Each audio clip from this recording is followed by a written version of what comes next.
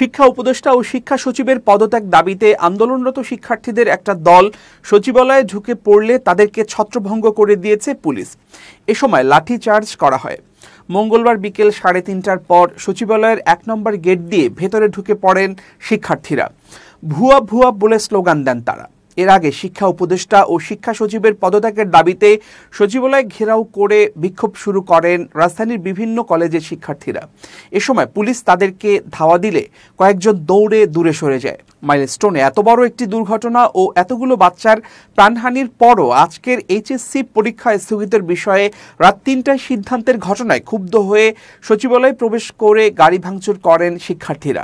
পরে পুলিশের লাঠিপেটায় ছত্রভঙ্গ হয়ে যান তারা। বিক্ষোভে অংশ নেয়া শিক্ষার্থীরা বলেন, গতকাল বিমান বিধ্বস্ত হয়ে মাইলস্টোন কলেজের অনেক শিক্ষার্থী মারা গেছে। এমন দুঃখজনক ঘটনার পরও পরীক্ষা স্থগিত করা হয়নি। হঠাৎ করে রাত 3টার সময় সিদ্ধান্ত নেওয়া হয়। সকালে পরীক্ষা দিতে বের হয়ে জানতে পারি পরীক্ষা স্থগিত হয়েছে। এমন দায়িত্বহীন সিদ্ধান্তের জন্য আমরা শিক্ষা উপদেষ্টা ও সচিবের পদত্যাগ চাই। এদিকে শিক্ষা মন্ত্রণালয়ের সিনিয়র সচিব সিদ্দিক জুবাইরকে প্রত্যাহার করা হয়েছে। শিক্ষার্থীদের আন্দোলনের মুখে তাকে প্রত্যাহার করা হয়।